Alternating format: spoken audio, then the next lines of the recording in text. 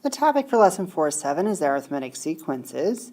You'll recognize arithmetic sequences and extend and write formulas for arithmetic sequences. How are arithmetic sequences used to solve problems in science? A probe to measure air quality is attached to a hot air balloon. The probe has an altitude of 6.3 feet after the first second, 14.5 feet after the next second, 22.7 feet after the third second, and so on. You can make a table and look for a pattern in the data. And it sure looks like they pointed out the pattern for us. Every time they add a second, they're adding another 8.2 feet to the altitude. A sequence is a set of numbers in a specific order. The numbers in the sequence are called terms. If the difference between successive terms is constant, then it is called an arithmetic sequence. The difference between the terms is called the common difference. I guess they use the term common difference because if you knew the second term and the first term, you could subtract to get the amount that you add each time, which is the common difference. Difference is nowhere the answer when we subtract, even though it shows it as adding. An arithmetic sequence is a numerical pattern that increases or decreases at a constant rate or value called the common difference. For our first example, they ask us to determine whether negative 15, negative 13, negative 11, negative 9 is an arithmetic and justify our answer. And just a short little bunny trail with 3 dots after the last number in a sequence are called an ellipsis. The ellipsis indicates that there are more terms in the sequence that are not listed. So if we look at our sequence, if I want to go from negative 15 to negative 13, I would add 2. And negative 13 to negative 11, if I add 2, it'll get me there again. And negative 11 to negative 9, I could add 2. So I think we have found our common difference is 2.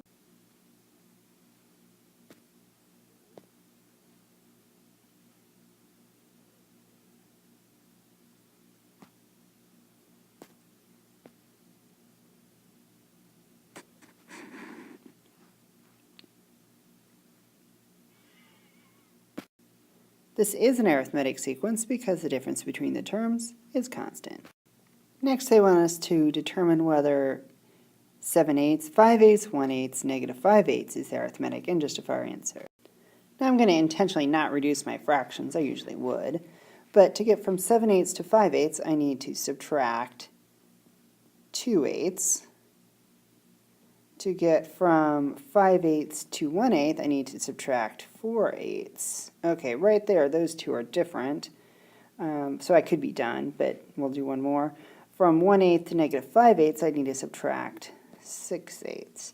So this is not arithmetic.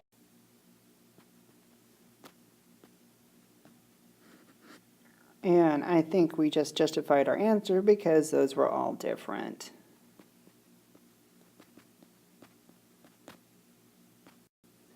Each term of an arithmetic sequence after the first term can be found by adding the common difference to the preceding term.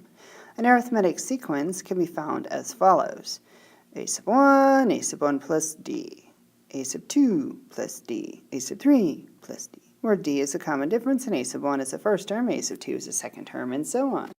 So for example 2, to find the next 3 terms of the arithmetic sequence, first I need to find the common difference. So to get from negative 8 to negative 11, I'm going to add negative 3. And from negative 11 to negative 14, I'm adding negative 3 again. And negative 14 to negative 17, I'm adding negative 3. You could also call that subtracting 3. So then the next 3 terms of our sequence, if we keep subtracting 3 or adding negative 3, we'd have negative 20. Negative 23, and negative 26. Put commas between there. We could also express an arithmetic sequence in a chart. So the first term, they label a sub 1, second term is a sub 2, third term a sub 3, a sub 4, and up to the nth term, could be 20th term, could be 200th term, is a sub n.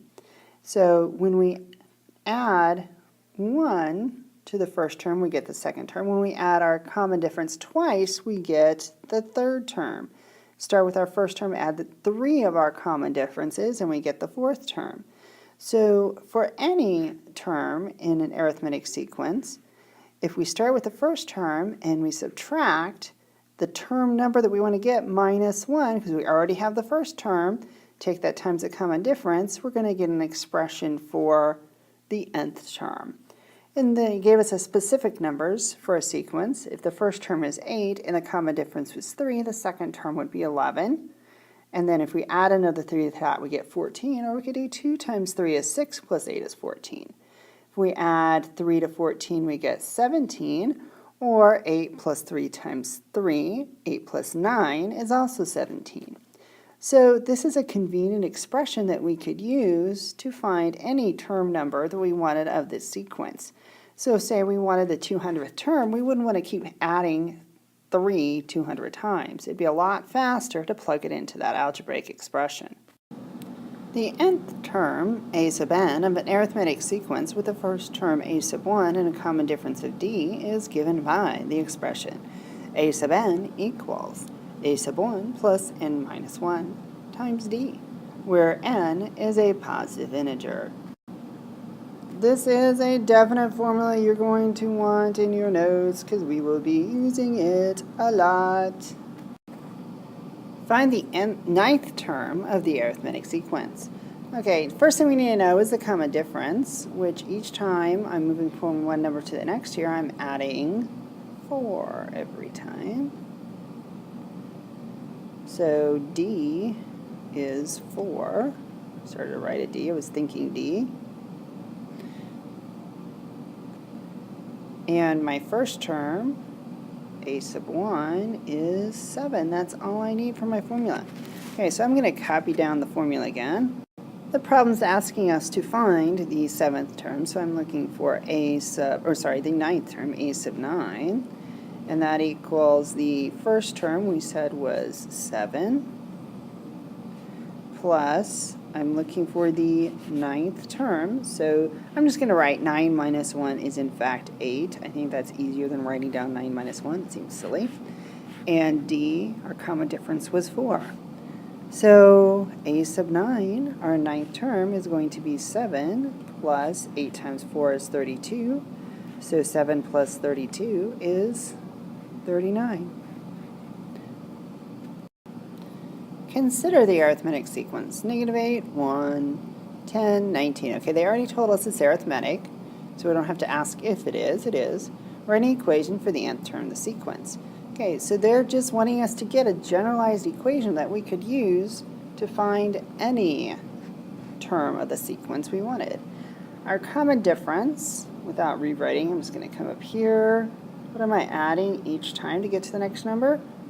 9, 9, 9. So that is my D, and I'm writing above where it wants me to write. And my first term is -8, and that's what I need for my formula. A sub 1 is -8, and D, my common difference, is 9. Let's get the formula. And this is exactly how I want you to do it. Write down the formula, and then you can plug into it. Okay, so we're looking for an equation for the nth term. So I'm still going to have n in my equation. So a sub n equals the first term I know is -8, plus I'm keeping the n, so I have to keep the minus 1 as well, and it's times 9. Okay, so I'm looking for a general equation, or you could call it a formula that I could plug into. I can distribute the 9. It's a little weird because it's on the right instead of the left like we're used to, but it's not terrible. So 9 times n is 9n minus 9 times -1. So that'd be minus 9. So my whole formula is going to be a sub n equals, and I'm going to put the 9 in first, -8 plus -9, or -8 minus 9 would be -17 or minus 17. So that's my formula that I could plug into. So this guy should be a subscripted variable, and this guy is just on the line. So he is a variable. Now we could check that to make sure it works. I know the first term, so let's make sure. If If I go 9 times 1 minus 17, I get -8, yes. If I do 9 times 2, that's 18, minus 17 is 1. Aha. 9 times 3 is 27. Minus 17, I get 10. Okay, I'm pretty convinced that it is right. Now, I wouldn't necessarily make you guys write the check step out there that I did, but it's a good thing just to do in your head to make sure you have the right formula. Now that we've done all the hard work of making the formula, we can plug in and find the 12th term of the sequence. So we're looking for a sub 12, and all I have to do is take 9 times 12 minus 17. So the 12th term, a sub 12, is 9 times 12 is 108 minus 17. The 12th term of this sequence is 91. The last thing they're having us do with this same data is to graph the first 5 terms of the sequence. Now, being good mathematicians, they use the formula every time and got all their ordered pairs. So the x part of the ordered pair is just our term number, and then they're substituting it in, and we already did the first 3, so let's look at number 4. 9 times 4 is 36, minus 17 is 19, and there's their ordered pair, 419. And 9 times 5 is 45, minus 17 is 28, which we could write as an ordered pair, 528. Then it's just a matter of plotting the points. They made their vertical scale go by 5, the horizontal scale goes by 2, so that's a little bit different than you may be used to. But it just fits conveniently on the graph this way. So for them, when they plotted -1 or 1, -8, they kind of went halfway between the -5 and -10. For 2, 1, you're kind of estimating, but do you notice a pattern that the points make? I hope. An arithmetic sequence is a numerical pattern that increases or decreases at a constant rate or value called the common difference. To find the next term in an arithmetic sequence, add the common difference to the last term.